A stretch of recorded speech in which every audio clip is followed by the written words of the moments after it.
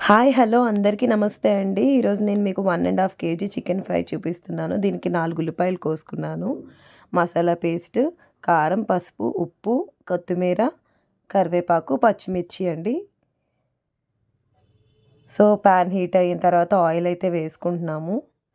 ఇది మా బ్రదర్ అండి చేస్తున్నారు. తనకి రెస్టారెంట్ ఉంది. సో, తను హోమ్ స్టైల్‌లో మనకి రెస్టారెంట్ ఫుడ్ ఎలా వస్తుందో చేసి చూపిస్తున్నారు. చూడండి. సో, చూసారు కదా! మనకి మిర్చి అయితే ఫస్ట్‌గా వేసేసి వేపుకుంటున్నారండి.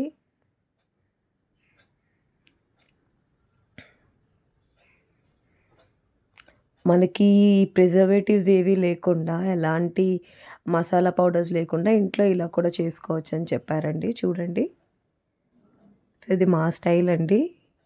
సో, ఆనియన్స్ అయితే వేసేసుకుంటున్నాము.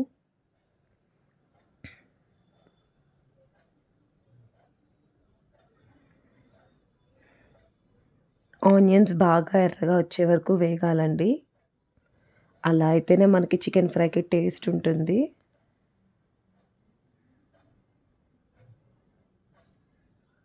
సో, కొంతసేపు మూత పెట్టేసుకుంటే ఆవిరి ద్వారా కొంచెం సేపు ఉడుకుతుందండి. నీట్‌గా ఫ్రై అవుతుంది. నీట్‌గా ఫ్రై అయిన తర్వాత అప్పుడు మనం వేరే ఏమైనా వేసుకోవాలండి. ఆల్మోస్ట్ అయ్యింది. చూడండి. సో, మనకి ఆనియన్స్ అయిపోయిన తర్వాత దీంట్లోని చికెన్ అయితే బాగా క్లీన్ చేసుకున్న చికెన్ అండి. సో, కొంచెం పెద్ద ముక్కలు కోసుకొని ఇలా వేసుకోవాలండి. మీరు చికెన్ కట్ చేయించేటప్పుడే కొంచెం పెద్ద ముక్కలు కట్ చేయండి భయ్యా ఫ్రైకి అని చెప్పేసంటే ఇలా పెద్ద ముక్కలు కట్ చేస్తారండి. ఎందుకంటే మనకి ఉడికేటప్పుడు ముక్క పీస్ రాకుండా ఉంటుందండి.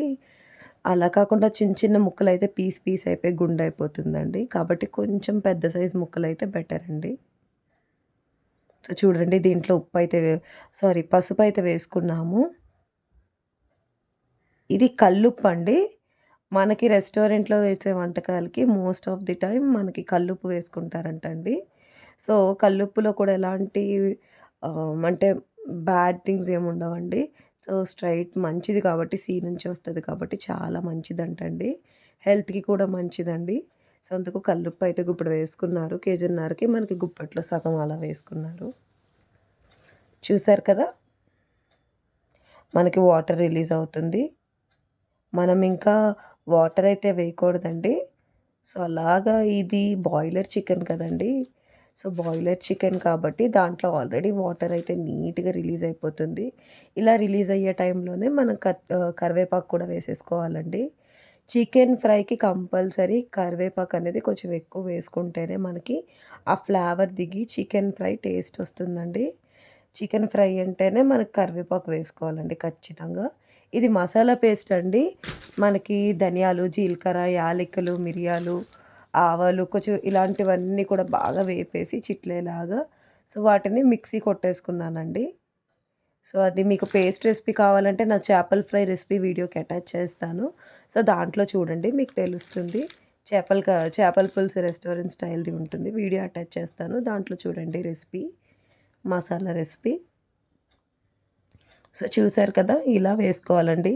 మనం యాక్చువల్‌గా ఏంటంటే ఆనియన్స్‌లో వేసేస్తున్నాం కదా మసాలా పేస్ట్. అలా వేసుకోకూడదండి. ఇలా వేసుకోవాలంట.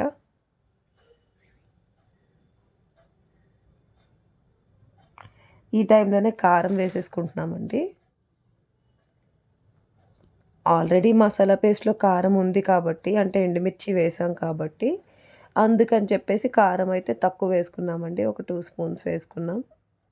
లేదు మసాలా పేస్ట్‌లో మీరు మిరపకాయలు వేసుకోలేదు అనుకున్నట్టయితే ఉట్టి అల్లం వెల్లుల్లి పేస్ట్ వేసుకుంటున్నారు అనుకుంటే మాత్రం 2 కాదండి 3 స్పూన్లు కారం అయితే వేసుకోవాలి కంపల్సరీ. సో, దీంట్లోనే చూసారు కదా!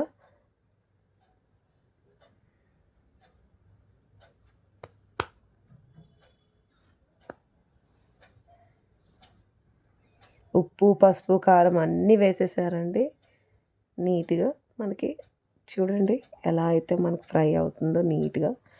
అస్సలు వాటర్ అనేది వెయ్యమండి. ఈ బాయిలర్ చికెన్‌లో ఏంటంటే నీట్‌గా దాంట్లో ఉన్న వాటర్‌తోనే మనకి నీట్‌గా ఫ్రై అయిపోతుందండి.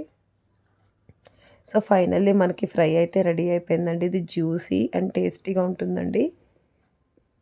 చాలా బావుంటుంది. మనకి కొంచెం వెట్ రెసిపీ అండి ఇది. ఆయిల్ ఉంటుందండి. మనం ఆయిల్ ఎక్కువ వేసుకున్నాం కదా! బాయిలర్ చికెన్ కదండీ! సో, తప్పకుండా మీరు కూడా మీ ఇంట్లో ఇలా ట్రై చేయండి. ట్రై చేసి ఎలా వచ్చిందో నాకు కామెంట్ చేయండి. అదే కాకుండా వీడియో నచ్చినట్టయితే లైక్ చేయండి. కొత్తగా ఛానల్‌ని చూసే వాళ్ళైతే సబ్స్క్రైబ్ చేసి నా ఛానల్‌కి సపోర్ట్ చేయండి. ఇంకా ఇలాంటి మంచి మంచి వీడియోస్ మీకు మళ్ళీ పెడుతూ ఉంటానండి. Thanks for watching the video. Bye bye.